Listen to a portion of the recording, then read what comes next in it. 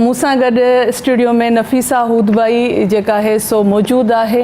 नफ़ीसा आप की बेइंतहा में शुक्रगुजार हूँ कि इतने बिज़ी शेड्यूल में से आपने हमें टाइम दिया है। बहुत शुक्रिया आपका। तो आप यहाँ होती भी नहीं हैं, इत्तेफाक से आप यहाँ आई हैं, तो हमारे लिए, हमारे टीवी चैनल के लिए ये एक बहुत खुशनसीबी की बात है। तो यही बात हम कर रहे थे कि आपका उस दौर में जर्नलिज़म के साथ ताल्लुक़ रहा जिस दौर में कोई सियासी पार्टी या कोई ऐसी सियासी शख्सियत जो थी बहुत कम चैलेंज करती थी, बहुत कम बात करती थी। तो उस दौर में आपने एक औरत होने के नाते इतना ब्रेव स्टेप उठाया, इस चीज़ को आप कैसे देखती हैं? देखिए, इसमें कोई इतनी बड़ी बात नहीं है। मैं जिस ख़ानदान में पैदा हुई, सिंधी इस्माइली ख़ानदान, उसमें एक तरह की जो मुझे बचपन में आज़ादी मिली, मेरा ख़्याल है कि कम ही ख़ानदान हैं जिसमें इतना बच्ची को इजाज़त मिलती है। वालिद और वालदैन का, वालिद वालदा का जो है पूरा एतमाद था मेरे ऊपर। और अमेरिका से मैंने मास्टर्स हिस्ट्री में जब किया तो उसके बाद क्योंकि मेरे अपने रूट्स यहाँ इस धरती पे थे, तो मैंने ये तय किया कि मुझे वापस आकर कोई ऐसे अखबार में काम करना है जिससे मैं तब्दीली की तरफ जो है जा सकूं।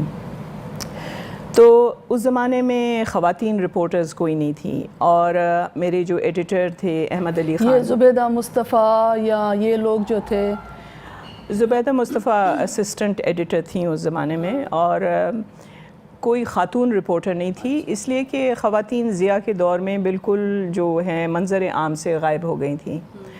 लेकिन मेरा जो शौक़ था वो ये था कि मैं करीब से जाकर हर वाक़े को देखूं और फिर उसका ख़ुद तज्ज़िया कर सकूं, क्योंकि अभी तक मेरा ईमान ये है कि अगर आपको किसी भी मुआशरे को बहुत करीब से देखना है तो रिपोर्टर्स जो हैं वो एक बिल्डिंग ब्लॉक का किरदार अदा करते हैं, क्योंकि वो फ्रंट लाइन पे हैं, वो अपनी आँखों से देख सकते हैं चीज़ों को। इस मुल्क में ये एक अलमिया था कि एक ख़ातून रिपोर्टर को स्पेस नहीं मिल रहा था। मैंने वो स्पेस ज़बरदस्ती लिया और उसके नतीजे में जो मैंने देखा वो दौर था जब बेनज़ीर भुट्टो पहली ख़ातून वज़ीर आज़म बनने की कोशिश कर रही थी मुस्लिम दुनिया की।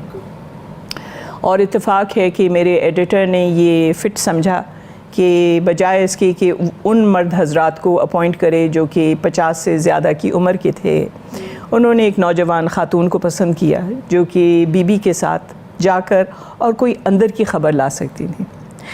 तो मज़े की बात ये होती थी कि मैंने कुछ इस तरह की सियासत देखी जो कि लिखने के बाद वो डॉन के फ्रंट पेजेस पर आती थी, और इस्लामाबाद में जब लोग पढ़ते थे तो खैर वो मुझे तो नहीं जानते थे, वो मेरे आर्टिकल्स से सिंध की सियासत को भांपने की कोशिश करते थे, पाकिस्तान की सियासत को जानने की कोशिश करते थे, और उसी में एक खुशी महसूस करती थी मैं। ये एक फेयर एंड फ्री अगर इलेक्शंस हों तो वो पार्टी को पावर में आना चाहिए जो कि चारों सूबों की खिदमत कर सके। लेकिन ऐसी कोई पार्टी रही नहीं है पूरे पाकिस्तान में। करेक्ट। मेरी किताब की तस्वीर है बेनज़ीर भुट्टो ट्रेन पर से गुज़रते हुए जा रही है, लाखों लोगों का मजमा है। वो वक्त था कि हमारे दिल में एक जज्बा था कि शायद ये अगर इक़्तिदार में आती हैं तो शायद वो उनकी रोशन ख़याली की वजह से वो पॉलिसियाँ आएंगी जब सिंध में खुशहाली आएगी। खैर वो किताब में तो मैंने लिखा है कि हुआ क्या था।